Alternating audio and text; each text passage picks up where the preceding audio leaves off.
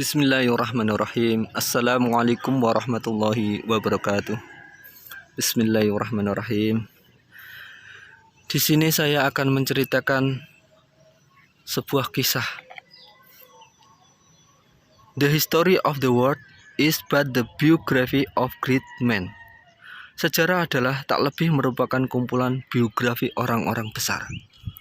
Jadi jika kita ingin menjadi pengukir sejarah, jadilah orang besar.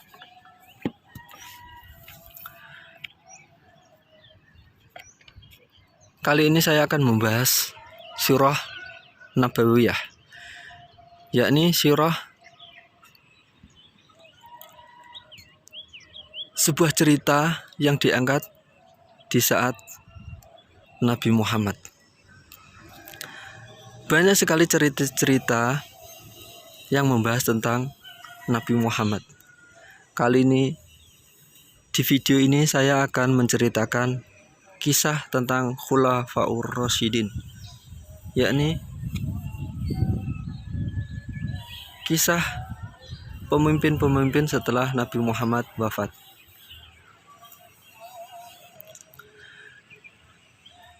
Sepeninggalnya Nabi Muhammad, di mana Nabi Muhammad ketika ditanya, "Wahai Nabi, wahai Rasulullah, kenapa engkau tidak mengangkat pemimpin setelah engkau?" Maka Nabi Muhammad menjawab,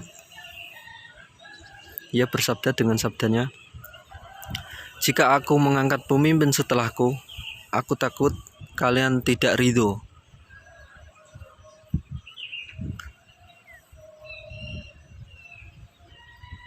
Itulah jawaban Rasulullah. Jadi ketika Nabi Muhammad wafat, kaum muslimin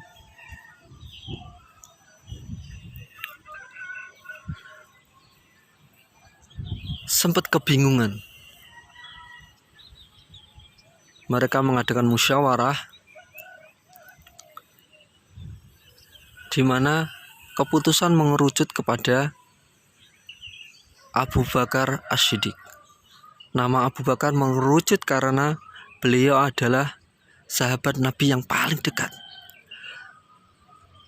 Abu Bakarlah yang menemani Nabi Muhammad ketika hijrah dari Mekah ke Madinah. Hanya 2 orang. Sedangkan beliau saat itu sedang dikejar-kejar oleh kaum kafir Quraisy yang ingin membunuh beliau.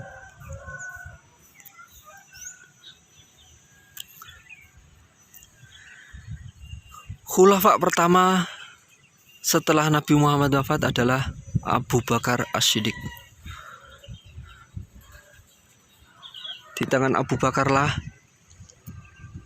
semuanya membaiat, semuanya patuh, dan dengan gaya kepemimpinannya yang lemah lembut namun tegas, ia memerangi orang-orang yang tidak mau mengumpulkan zakat.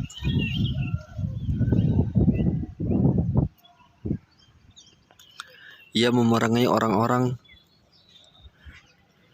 yang tidak mau membayar zakat, sehingga perekonomian umat Islam menjadi kuat kala itu. Dan Abu Bakar As-Siddiqlah yang mengumpulkan mushaf Al-Quran,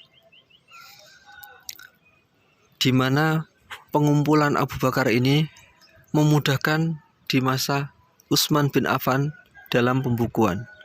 Inilah dalam sejarah umat Islam, Abu Bakar melakukan sesuatu yang besar sehingga kita bisa menikmati wahyu dari Allah, mukjizat dari Allah yang hingga kini masih sempat terjaga, yang hingga kini tetap terjaga kesuciannya. Karena banyak orang-orang yang menghafalkan Al-Quran. Kemudian setelah meninggalnya Abu Bakar As-Siddiq, Umar bin Khattab dipilih oleh kaum muslimin untuk menjadi khalifah setelahnya.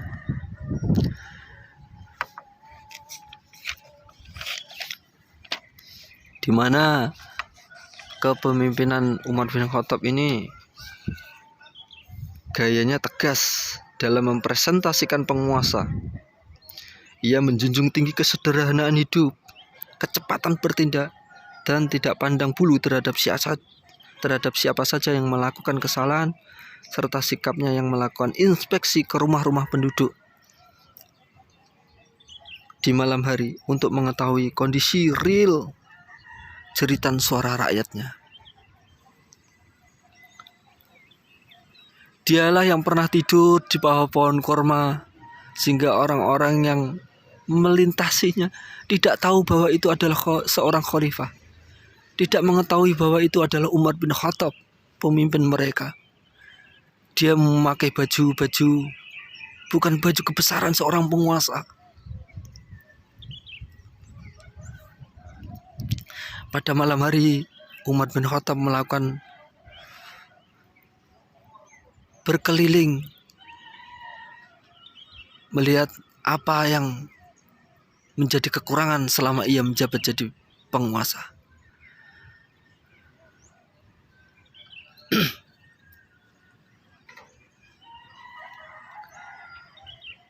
Dia telah berhasil membumikan kezuhudan dan ajaran yang ada di dalam Al-Quran, hingga seolah-olah pribadi Nabi pindah terpancar pada dirinya. Di masa pemerintahannya, penegakan hukum dan keadilan menjadi terlihat nyata. Dia memposisikan dirinya sebagai pemimpin yang menganut pelayan bangsa, bahwa pemimpin adalah pelayan bangsa. Dia menjadi abdi rakyat dan bukan abdi kekuasaan.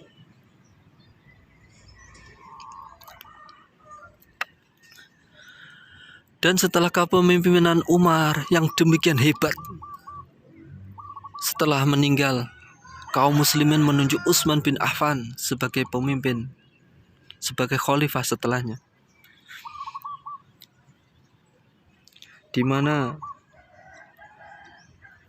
semasa jabatan khalifah dipegang oleh Utsman bin Affan, Afrika yang sebelumnya sangat susah untuk ditaklukkan, bahkan dengan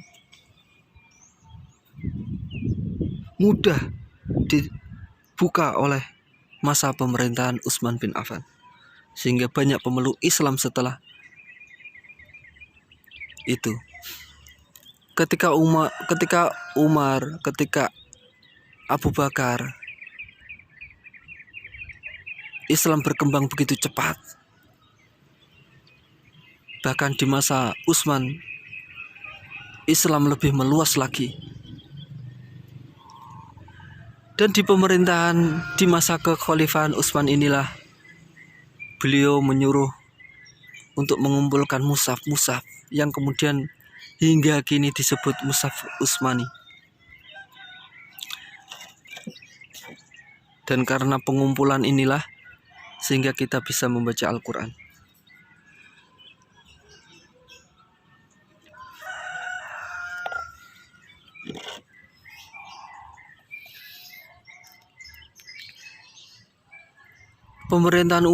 Pemerintahan Utsman berhenti ketika terjadi pembunuhan terhadap beliau.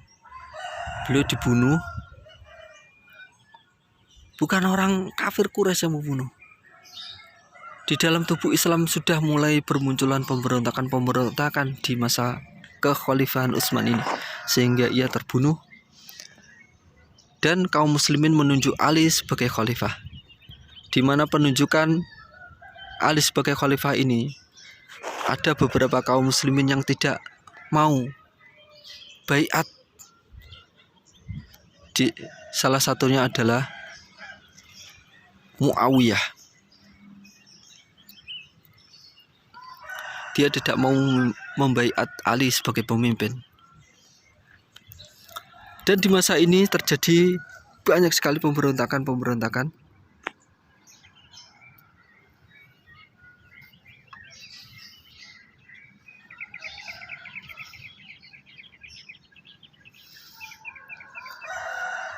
Di mana pengikut Ali sendiri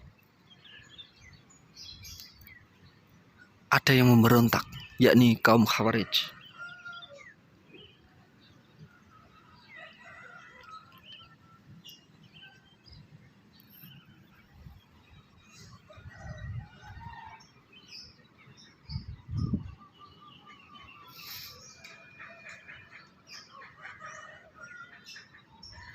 Muawiyah sebagai gubernur Syam sempat melakukan pemberontakan kepada Ali hingga terjadi perang Siffin, yakni perang antara Muawiyah dan Ali. Dan sejak itu Muawiyah terus memojokkan Ali dan terus memfitnah Ali karena Ali tidak segera mengusut tuntas pembunuhan Utsman. Bahkan Muawiyah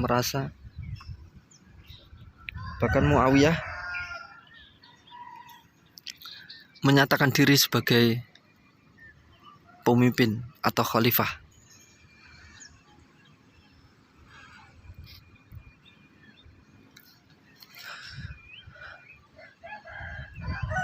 Masa-masa pemerintahan sangat kelam setelah Ali wafat.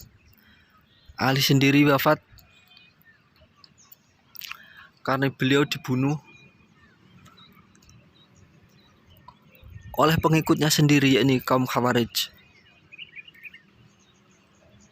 Dan setelah itu Muawiyah benar-benar diangkat sebagai khalifah.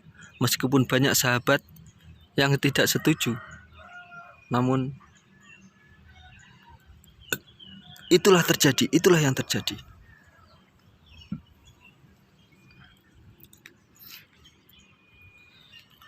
Pada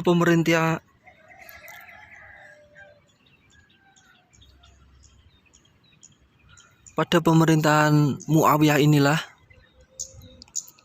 terjadi hal yang tidak dilakukan oleh masa-masa khalifah sebelumnya, yakni keempat khalifah: Abu Bakar, Umar, Utsman, dan Ali. Muawiyah mengangkat anaknya yang bernama Yazid bin Muawiyah sebagai khalifah setelahnya. Meskipun banyak para sahabat yang menentang, namun itulah yang terjadi. Kekuasaan itu sangat Masya Allah. Dan pada masa pemerintahan Yazid bin Muawiyah inilah terjadi hal yang sangat memilukan, yakni dibunuhnya cucu Rasulullah Hasan dan Husain dalam peristiwa Padang Karbala. Ya Allah. Peristiwa inilah yang menjadikan sumbu penyulut, yakni perpecahan di antara kaum muslimin dan munculnya Syiah dan Sunni terjadi setelah pembunuhan cucu Rasulullah ini.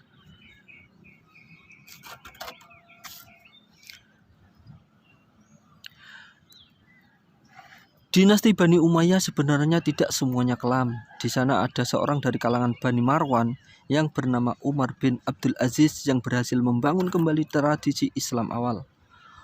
Umar bin Abdul Aziz ini dianggap sebagai khalifah yang paling dekat dengan sikap dan tindakannya dengan para khulafaur rasyidin.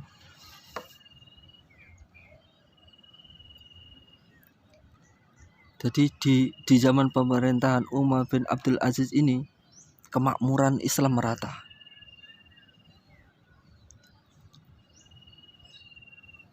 Bahkan kita dalam suatu sirah itu diceritakan bahwa antara kambing dan serigala itu bisa hidup rukun di masa pemerintahan Umar bin Abdul Aziz. Bayangkan coba betapa hebatnya Umar bin Abdul Aziz ini dalam memerintah, sehingga terjadi kedamaian di masa pemerintahan beliau.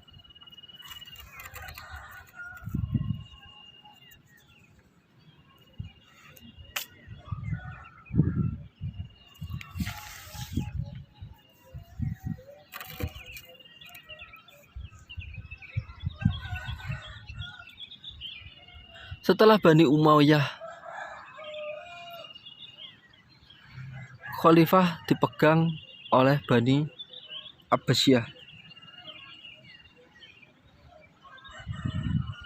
Dan di masa Bani Abbasiyah inilah peradaban Islam berada di puncaknya. Semua bidang ilmu pengetahuan tumbuh subur di masa pemerintahan Bani Abbasiyah.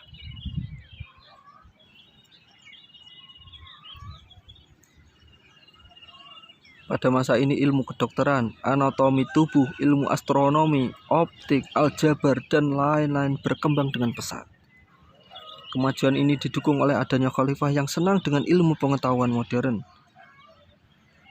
Al-Ma'mun, khalifah yang hafal Al-Quran dan sekaligus pelahap buku, telah memerintahkan penerjemahan buku-buku filsafat Yunani ke dalam bahasa Arab. Ilmu filsafat ini yang telah menjebak Al-Ma'mun untuk mengatakan bahwa Al-Quran adalah makhluk sesuai dengan pemahaman yang diserap dari filsafat Yunani.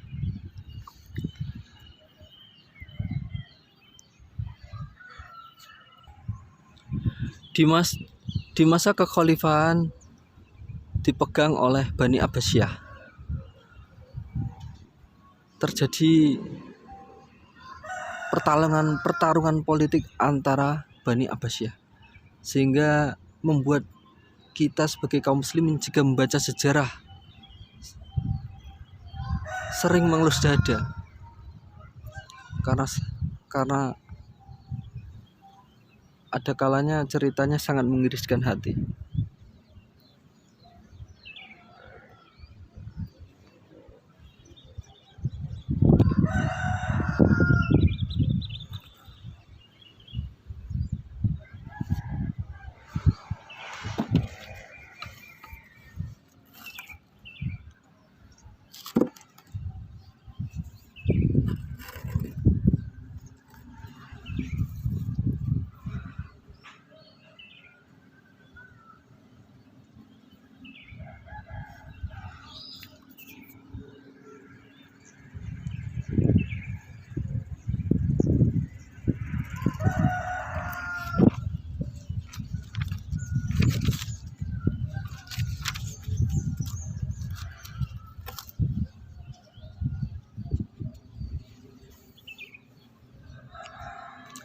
Kejayaan dinasti Abbasiyah tidak bertahan lama karena banyak sekali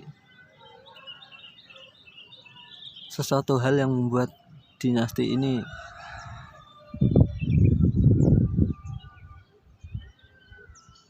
susah diceritakan. Jadi di tengah-tengah penaklukan Baghdad saat itu oleh tentara Tartar yang dipimpin oleh Hulagu, cucu Genghis Khan pada tahun 1256 Masehi, umat Islam masih bisa menelan nikmat dari masuknya orang-orang Tartar itu ke dalam Islam. Saat orang-orang Mongol itu menguasai Baghdad dan pemerintahan Islam sedang berada di Mesir. Sementara pelarian Bani Umayyah yang menyeberang ke Eropa di bawah komando Abdurrahman Ad-Dakhil berhasil membangun satu pemerintahan di Andalusia dan memajukan peradaban mereka. Spanyol waktu itu menjadi pusat pembelajaran masyarakat Eropa dengan adanya Universitas Cordova. Jadi Universitas Cordova itu adalah universitas tertua. Di Andalusia ini mereka banyak menimba ilmu. Dan dari negeri ini muncul nama-nama ulama besar seperti Imam Asy-Syatibi, pengarang kitab Al-Muwafaqat, terus Ibnu Hazm Al-Andalusi, pengarang kitab Al-Fasl fi Al-Milal wa Al-Ahwa wa An-Nihal, satu kitab perbandingan sekte dan agama-agama dunia. Buku ini telah mengilhami penulis-penulis barat untuk melakukan hal yang sama. Sementara itu Bani Fatimiyah atau Fatimid, walaupun mereka tidak terlalu populer dan dianggap sebagai pengkhianat oleh Imam As-Suyuti, namun demikian mereka juga telah berhasil memberikan sumbangan abadi bagi peradaban umat Islam yang hingga kini bisa dinikmati.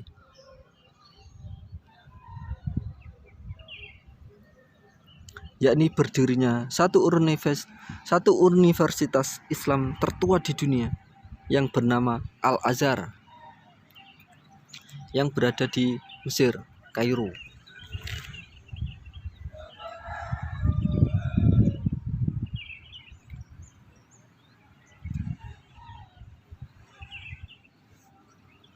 Retaknya Bani Abbas dan munculnya dinasti Umayyah di Spanyol juga munculnya kekuasaan Fatimiyah di Mesir merupakan pertanda bahwa kaki kekhilafahan Islam telah mulai goyah sejak masa Bani Abbasiyah. Ketidakadaan satu tongkat komando inilah yang menyebabkan penampilan kaum muslimin terus merosot tajam hingga kini.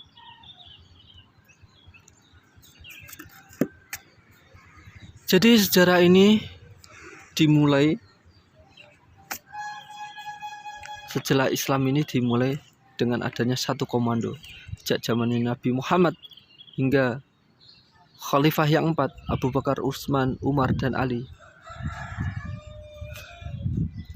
Itu adalah di bawah satu komando hingga Khulafaur Rasyidin.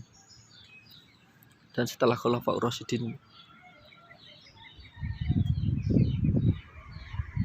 umat Islam tidak lagi mempunyai satu komando seperti saat ini.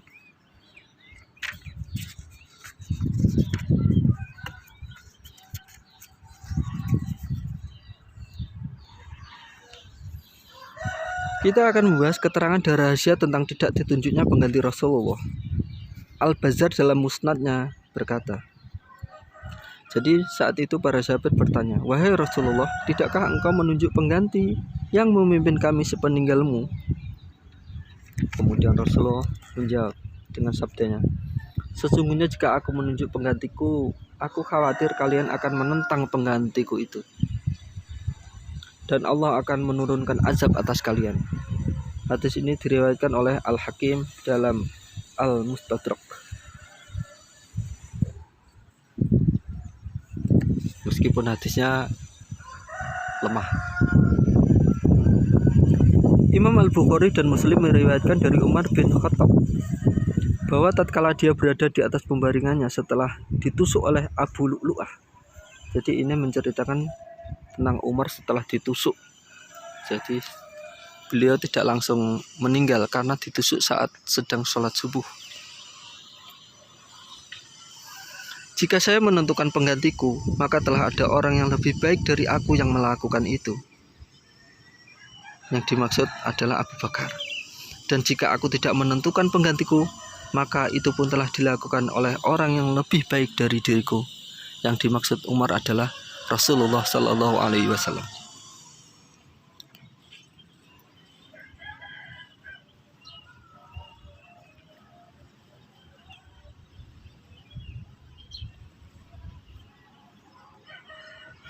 Ali pun juga ditanya,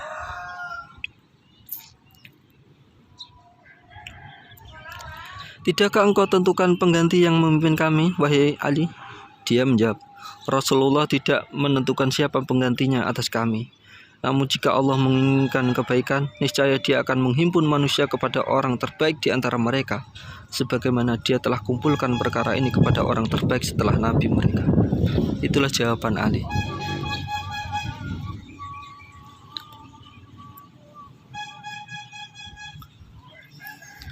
Imam Ahmad meriwayatkan dan juga Imam Al-Baihaqi dalam kitab mereka dengan sanad yang hasan dari Amr bin Sufyan. Dia berkata, tatkala Ali memenangkan perang Jamal, dia berkata, "Wahai sekalian manusia, sesungguhnya kami dahulu tidak menunjuk seorang pun dalam masalah kepemimpinan ini hingga kami sepakat untuk mengangkat Abu Bakar sebagai khalifah pengganti Rasulullah Sallallahu Alaihi Wasallam. Dia menunaikan kekhalifahan itu dengan jujur dan lurus hingga menemui ajalnya. Lalu Umar menunaikan khalifah itu dengan jujur dan sangat baik dalam agamanya. Namun kemudian banyak orang yang mencari dunia, maka disitulah mulai muncul berbagai masalah yang Allah tentukan.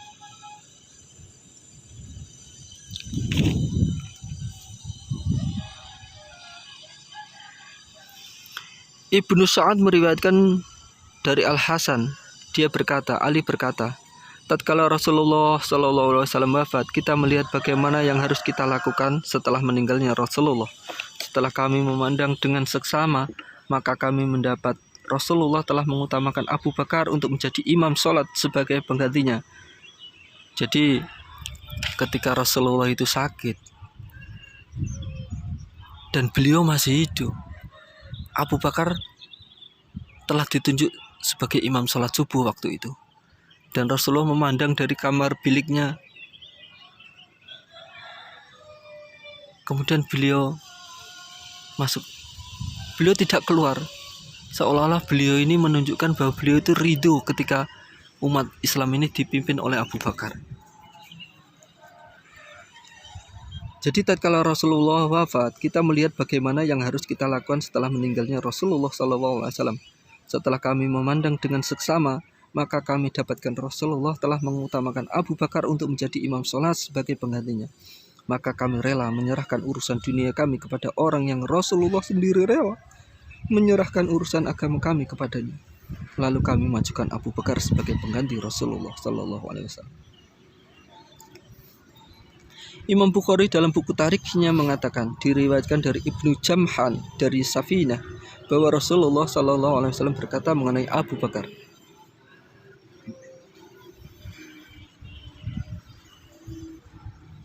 Haulaul khulafa'u ba'di, mereka adalah para khalifah setelah aku. Imam Bukhari menyatakan, namun hadis ini tidak bisa diikuti karena Umar, Ali, dan Utsman mengatakan bahwa Rasulullah tidak menentukan penggantinya setelah wafat.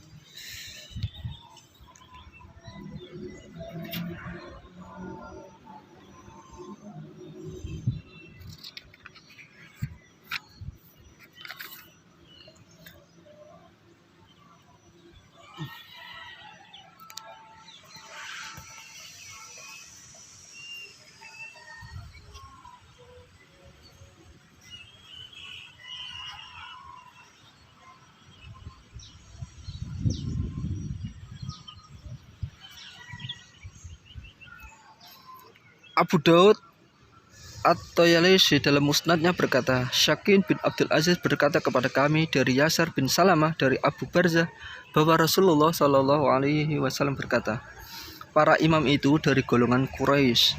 Jika mereka memimpin, mereka adil. Jika berjanji, mereka tepati. Dan jika diminta kasih sayangnya, mereka akan memberikannya. Hadis riwayat Imam Ahmad, Abu Ya'la dalam musnad mereka, juga Imam At-Tabrani. Imam At-Tirmizi berkata, Ahmad bin Manik berkata kepada kami, Zaid bin Al-Habbah berkata kepada kami, Al-Habbad berkata kepada kami, Muawiyah bin Sahih berkata kepada kami, Abu Maryam Al-Ansari dari Abu Hurairah dia berkata, kekuasaan itu ada di tangan golongan Quraisy, sedang peradilan ada di tangan Ansor, dan azan di tangan orang-orang Habsyah. Isnad hadis ini adalah sahih.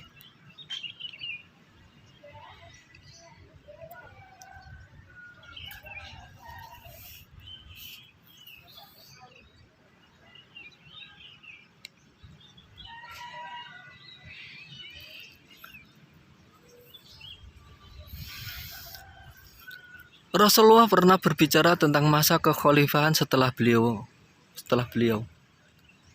yakni diriwayatkan oleh Imam Ahmad. Rasulullah pernah bersabda, masa khilafah itu akan berlangsung selama 30 tahun. Setelah itu akan berbentuk monarki. Hadis ini diriwayatkan oleh para penyusun kitab Sunan serta dinyatakan sahih oleh Ibnu Hibban dan yang lainnya. Insyaallah.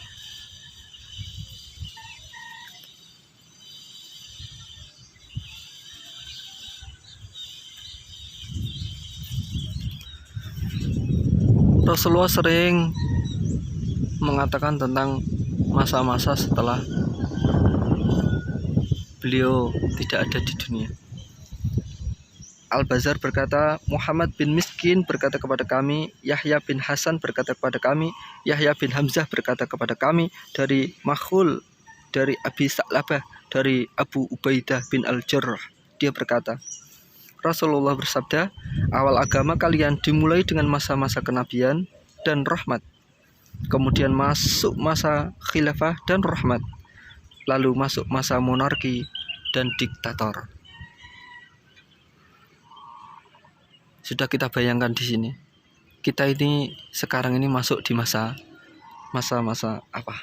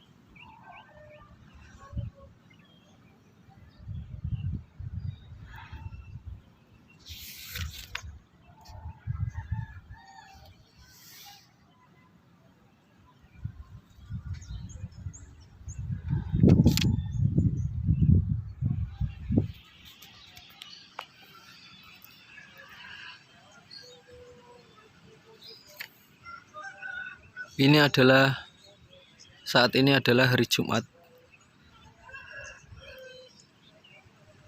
di bulan September tahun 2022. Semoga membawa keberkahan, rahmat dan cinta kasih dari Allah kepada kita semua. Karena kita membahas sejarah yang akan dikenang oleh kita. Sejarah yang buat kita ingat akan perjuangan umat Islam.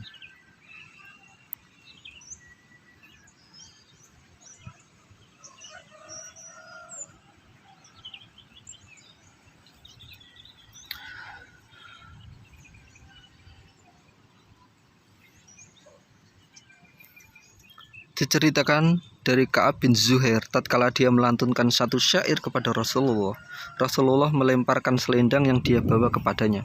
Maka tatkala datang masa pemerintahan Muawiyah, dia menulis surat kepada Ka'ab dengan mengatakan, jualah kepada kami selendang Rasulullah dengan 10.000 dirham. Namun Ka'ab menolak.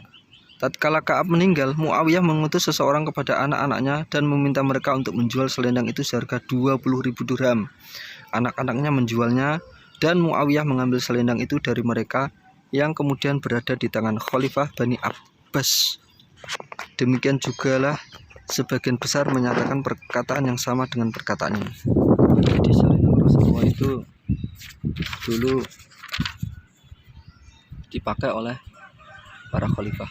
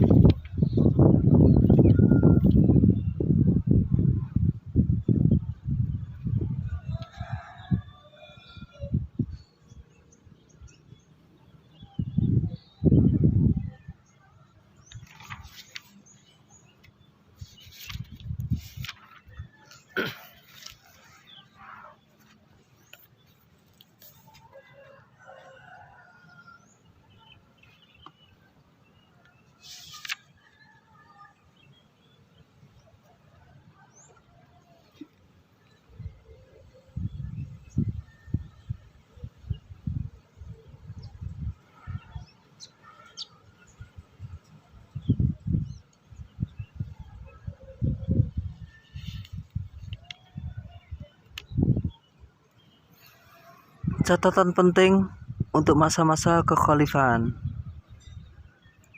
Yang pertama, semua khulafa Bani Abbas adalah anak budak wanita kecuali As-Saffah, Al-Mahdi, dan Al-Amin. Kedua, tidak seorang pun yang menjadi khalifah yang berasal dari keturunan Bani Hashim, dengan ibu juga berasal dari Bani Hashim, kecuali Ali bin Abi Thalib, anaknya Al-Hasan dan Al-Amin, sebagaimana yang dikatakan oleh As-Suli. Tidak ada yang memangku khilafah yang bernama Ali kecuali Ali bin Abi Thalib dan Ali Al-Muqtafi. Jadi di masa-masa itu banyak sekali manusia-manusia, orang-orang yang mengaku sebagai khalifah. Jadi Khulafaur Rasyidin ini adalah khalifah-khalifah yang diakui oleh mayoritas umat Islam. Jadi bukan hanya sebagian umat Islam, tapi mayoritas umat Islam.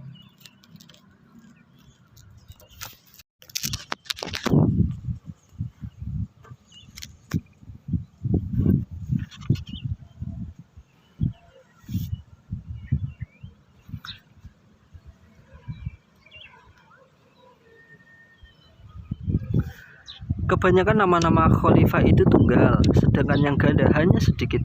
Sedangkan yang diulang-ulang itu banyak, seperti Abdullah, Ahmad, Muhammad. Sedangkan gelar semua khilafah adalah tunggal, hingga Al-Mutashim, khalifah terakhir orang-orang Irak.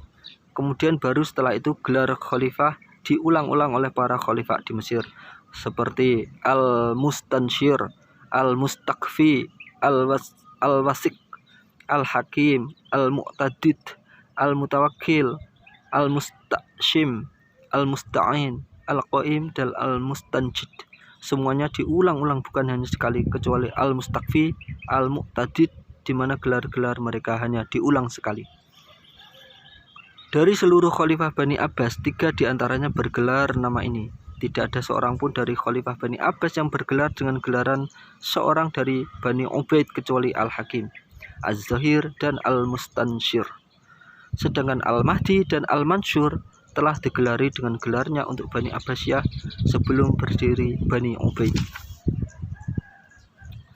Tak seorang pun yang memerintah setelah anak pamannya kecuali Al-Muqtafi setelah Ar-Rasyid dan Al-Mustanshir setelah Al-Mu'tashim, sebagaimana dikatakan oleh Az-Zahabi. Az-Zahabi berkata, tidak ada 3 bersaudara yang menjabat sebagai khalifah kecuali anak-anak Ar-Rasyid, yakni Al-Amin, Al-Ma'mun, dan Al-Mu'tashim, serta anak-anak Al-Mutawakkil, yakni Al-Mustanshir, Al-Mu'taz, dan Al-Mu'tamad. Juga anak-anak Al-Muqtadir, yakni Ar-Radi, Al-Muqdafi, dan Al-Muti'.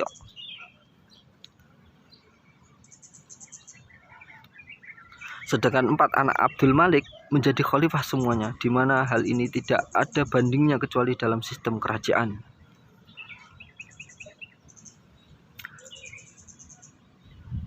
Masya Allah. Tidak ada seorang khalifah pun yang menjadi khalifah saat ayahnya masih hidup kecuali Abu Bakar As-Siddiq dan Abu Bakar At-Ta'i bin Al-Mu'ti. Dia diangkat menjadi khalifah karena ayahnya menderita lumpuh. Ayahnya mengundurkan diri dan menyerahkan kekuasaan kepada anaknya.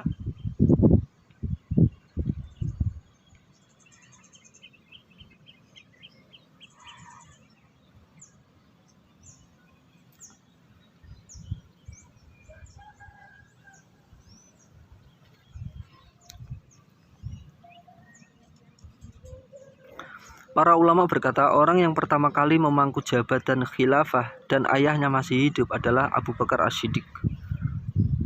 Dan orang yang pertama kali mendapat wasiat untuk mengganti orang yang digaji dari Baitul Mal, serta orang yang pertama kali menamakan lembaran Al-Quran sebagai mushaf. Sedangkan khalifah yang pertama kali menamakan dirinya dengan sebutan Amirul Mukminin adalah Umar bin Khattab. Dia pula yang mengusulkan awal tahun Islam dimulai dari hijriahnya Rasulullah. Umar pula lah yang menyuruh orang untuk melakukan sholat tarawih secara berjamaah, dan orang yang pertama kali membangun kantor-kantor. Adapun orang yang menjaga daerah larangan adalah Utsman. Dia pula yang memperbanyak tanah pinjaman. Utsman pula lah yang menambahkan azan pada waktu sholat Jumat dan yang memberi upah bagi para muazin. Dia pula orang pertama yang tergagap-gagap pada saat khutbah dan orang yang pertama kali menggunakan pasukan keamanan. Sedangkan khalifah yang pertama kali mewasiatkan kekuasaan khalifah pada masa hidupnya adalah Muawiyah, dan dia juga yang pertama kali mengangkat orang-orang yang dikebiri untuk menjadi pelayan dan pembantunya. Sedangkan khalifah yang pertama kali dibawakan padanya kepala-kepala yang terpenggal adalah Abdullah bin Zubair. Ya Allah. Sedangkan khalifah yang namanya dicantumkan pada mata uang ialah Abdul Malik bin Marwan. Sedangkan Al-Walid bin Abdul Malik adalah khalifah yang melarang orang lain memanggil dengan nama aslinya. Sedangkan pemberian gelar-gelar pertama kali diberikan kepada pemimpin Bani Al-Abbas.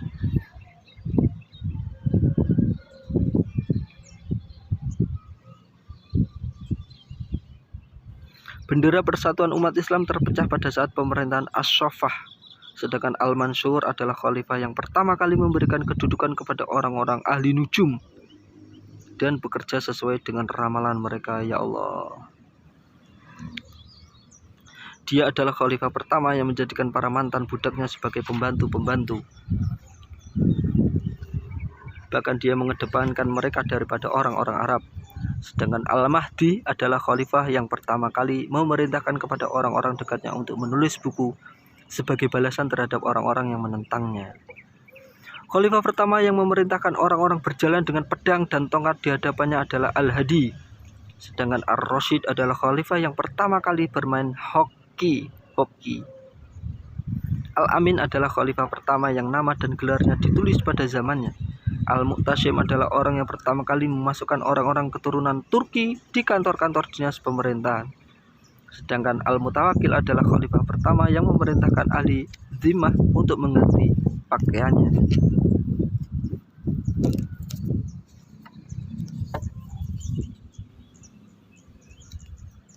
Al-Mutawakkil adalah khalifah pertama yang menjadi korban pembunuhan orang-orang Turki. Dengan demikian benarlah apa yang disabdakan oleh Rasulullah SAW.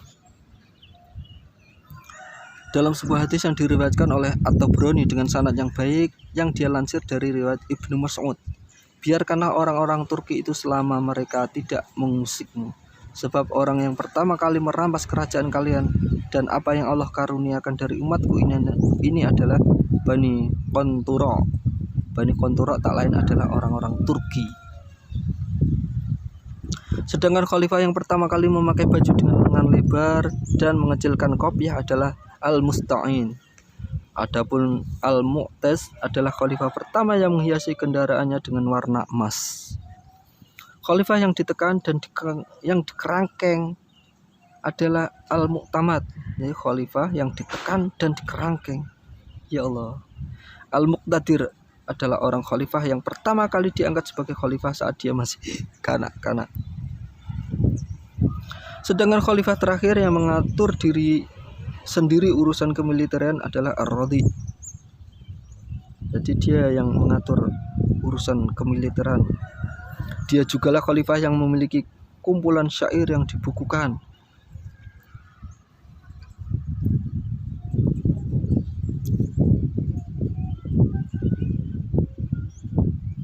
Dia khalifah yang selalu berkhutbah dan melakukan sholat bersama dengan rakyatnya. Itulah Ar-Radi. Dia adalah khalifah terakhir yang berkumpul dengan orang-orang yang susah dan melarat. Khalifah terakhir yang semua nafkahnya, biaya hidupnya, hadiah-hadiahnya, bekal makanannya, minuman majelisnya, dan penjaga-penjaganya berjalan sebagaimana yang dilakukan oleh para khilafah awal. Dia adalah khalifah terakhir yang menggunakan model pakaian khalifah terdahulu. Ar-Radi. Khalifah yang mengulang-ulang gelar Al-Mustansir adalah para khalifah yang berkuasa setelah Al-Mu'tasim.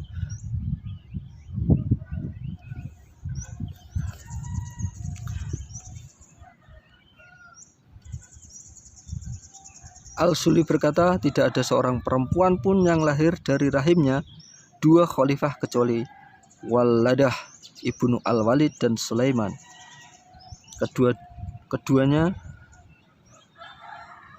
adalah anak Abdul Malik, kemudian Syahin, ibu Yazid, An-Naqis dan Ibrahim, dua anak Al-Walid. Lalu Khayzuran ibnu Al-Hadi dan Ar-Rasyid. Saya katakan bisa ditambahkan di sini ibunya Abbas dan Hamzah, serta ibu Daud dan Sulaiman yang merupakan anak-anak Al-Mutawakkil.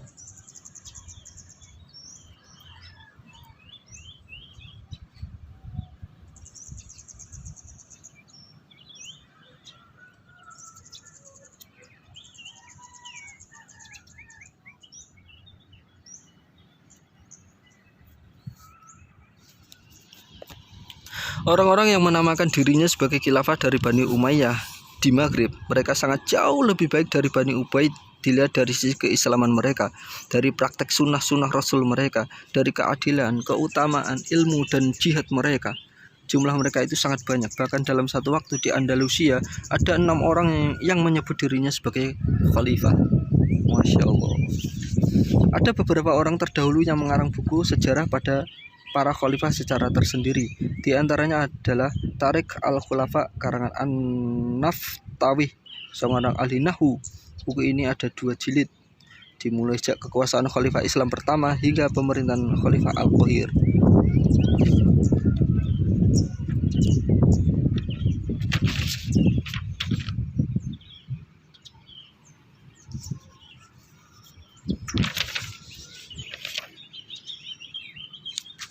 Jadi mudah-mudahan setelah ini saya akan membuat video dan membacakan cerita tentang khalifah setelah Nabi Muhammad ya, dimulai dari Abu Bakar, Umar, Utsman dan Ali. Insya Allah saya akan lebih memerinci lagi sebelumnya, karena saya sebelumnya belum meringkas ya, jadi sembari membaca buku. Kalau sudah meringkas, insya Allah lebih enak ketika membacanya, karena kalau sudah diringkas itu tidak lagi membacanya terus memilih-milih mana yang penting mana yang tidak. Jadi langsung to the point, mana yang penting saja yang akan saya bacakan. Ini adalah sebuah kitab, kelihatan ya, ini adalah sebuah kitab Sirah Nabawiyah. Sebenarnya ini salah ya, ini adalah Tarik Khulafa. Saya membaca yang asli itu, yang sesudah edisi cetakan setelah ini adalah berjudul Tarik Khulafa. Jadi pengarangnya adalah Syekh Syafiur Rahman Al-Mubarakfuri. Ini. Jadi mudah-mudahan bisa menambah wawasan keislaman kita, mudah-mudahan bisa menambah keislaman kita, menambah keimanan kita, menambah ruhiyah kita.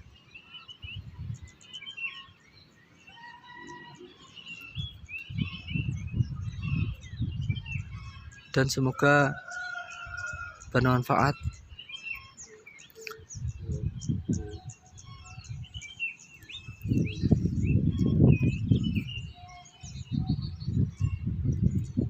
Dan mudah-mudahan video ini membawa manfaat bagi saya pribadi dan juga bagi semua yang menonton video ini.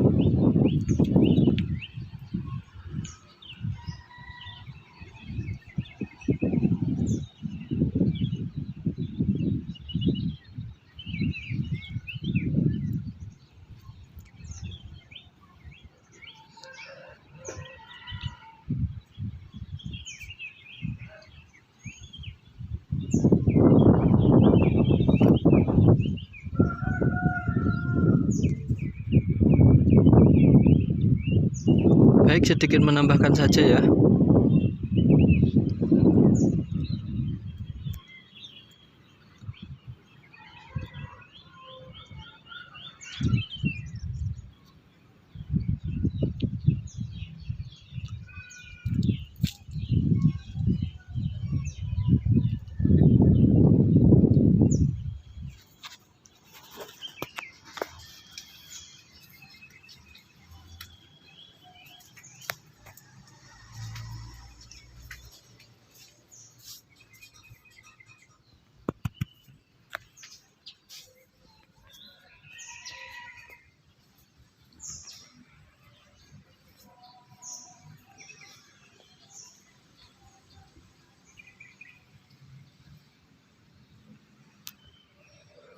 Ini adalah madrasah Raudhatul Huda.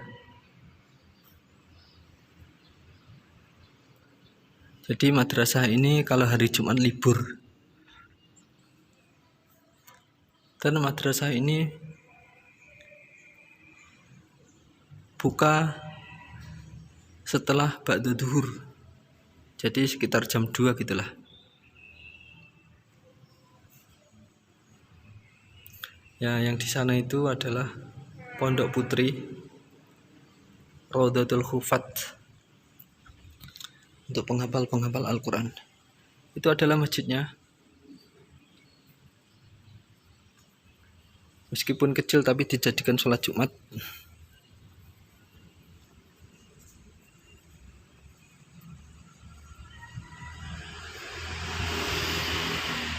Okay.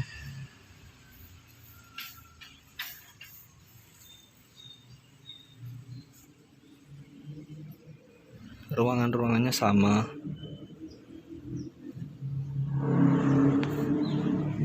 Ini kantornya.